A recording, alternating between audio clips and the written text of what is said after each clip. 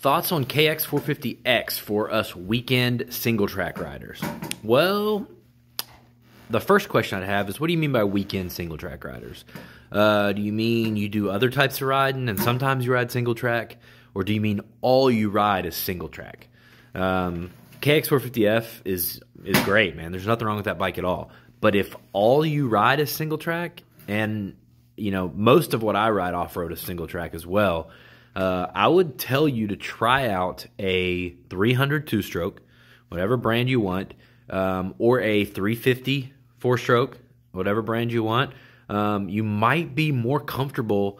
You might enjoy the 350, the 300, or even a 250. The 450 bike is great. That bike is awesome for GNCC, GP, and yes, it's fine for single track.